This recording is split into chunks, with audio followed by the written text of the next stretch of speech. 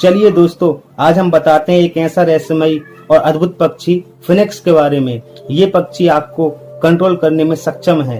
ये पक्षी 500 सालों तक जिंदा रहता है, फिर अपनी ही आग में भस्म हो जाता है और भस्म होने के बाद उसी की राख से एक नए पक्षी फिनिक्स का जन्म होता है। ये पक्षी कई रहस्यमयी शक्तियों से भरा होता है और माना जाता है ये पक्षी सबसे पहले सूरज के अंदर उसकी गर्मी से पैदा होता है। इंद्रधनुष के रंगों से भरे इस पक्षी के पंख गुलाबी और सुनहरे होते हैं। पर आखिर क्या है ये पक्षी, क्या क्या रहस्यमयी शक्तियां हैं इसके पास, आज यही जानते हैं। नमस्कार, मैं हूं प्रदीप और आप देख रहे हैं प्रदीप एजुकेशन।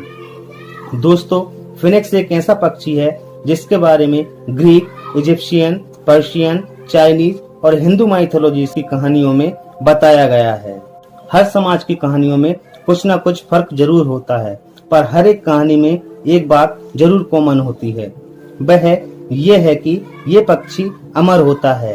हर 500 साल बाद ये पक्षी अपनी ही आग में भस्म हो जाता है और उसी राख से पैदा होता है फिनिक्स का एक नया बच्चा। यानी कि इस पक्षी में अमरता के साथ साथ खुद को मारकर जिंदा करने की भी शक्ति होती है। कहानियों में यह भी बताया गया है कि धरती पर एक समय में एक ही फिनिक्स पक्षी मौजूद रह सकता है। लोक कथाओं के अनुसार ये पक्षी सिर्फ हवा खाकर ही जिंदा रह सकता है और किसी और जीव को नुकसान नहीं पहुंचाता है। अंतरिक्ष में भी उड़कर जाने वाला ये पक्षी दूर दराज के रेगिस्तानों में छुपकर रहता है, पर जब इसको मरने की इच्छा होती है तो ये इंसानों से भरी जगह में अपना आगमन करता है और फिर अपने चारों तरफ एक घोंसला बनाकर उसमें आग लगा लेता है और उसमें जलकर भस्म हो जाता है।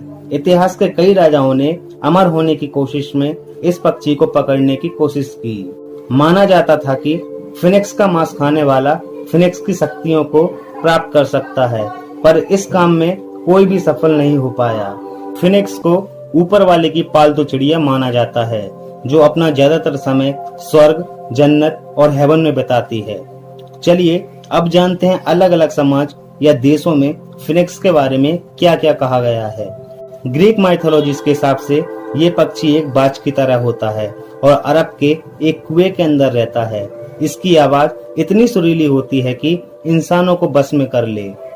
इंसान ही क्या, बाकी पशु पक्षी भी इसकी आवाज को सुनकर मंत्रमुग्ध हो जाते हैं। वहीं ये पक्षी मरते वक्त इतने दुख के साथ रोता है कि कई पशु पक्षी अपना शरीर त्याग देते हैं। इजिप्शियन माइथोलॉजी में फिनिक्स जैसे एक पक्षी बीनू के बारे में बताया गया है।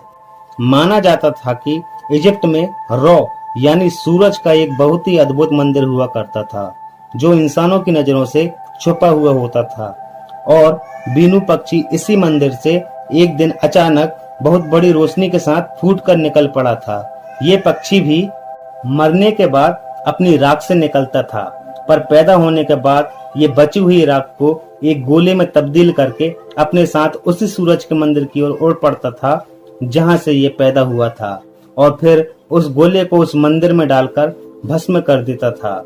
इजिप्शियन मानते हैं कि फिनिक्स की राख दुनिया का कोई भी घाव और कोई भी बीमारी ठीक करने की काबिलियत रखती है। पर्शियन में एक ऐसा ही पक्षी हुमा के बारे में बताया गया है।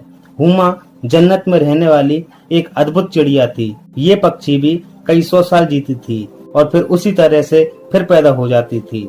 हुमा को छूने भर से किस्मत जाग जाती थी। हुमा में नर और मादा दोनों के गुण पाए जाते थे। एक पंख वाला पैर मेल होता था और दूसरा पंख और पैर फीमेल। ये पक्षी इतना लकी माना जाता है कि हुमा की परछाई भी उड़ते वक्त आप पर पड़ जाए तो आपकी किस्मत ही बदल जाएगी और आपके साथ सब कुछ अच्छा होने लगेगा। हिंदू मान्यता में भी ऐसा पक्षी गरुड़ थे, जो भगवान विष्णु के वाहन थे और अंतरिक्ष में उड़ने की काबिलियत रखते थे। गरुड़ भी भगवान विष्णु की तरह ही अमर थे।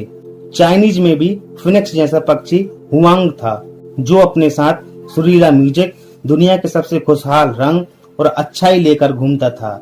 किसी भी जगह गुजरते वक्त उस जगह या शहर को खुशहाली से भर देता था। जो लोग हमेशा दूसरों की मदद करते हैं और खुश रहते हैं, उन्हें ये पक्षी जरूर मिलने आता था। फिनिक्स की कहानियां और उसके अलग अलग चित्र पूरी दुनिया में फैले हुए हैं। अब ऐसा पक्षी इस दुनिया में है या नहीं, कहा नहीं जा सकता। आप इस बारे में क्या सोचते हैं? कमेंट बॉक्स में जरूर बताना। मिलते हैं अगले वीडियो में एक नई कहानी के साथ। तब तक के लिए नमस्कार। आशा करते हैं आपको ये वीडियो पसंद आया होगा। अगर ये पसंद आया हो तो इसको लाइक करें, दोस्तों के साथ शेयर करें, और अगर आपके कोई सुझाव हो तो उसको कमेंट बॉक्स में लिखें और चैनल को सब्सक्राइब करें ताकि आने वाले वीडियो आपको मिलते रहें। धन्यवाद।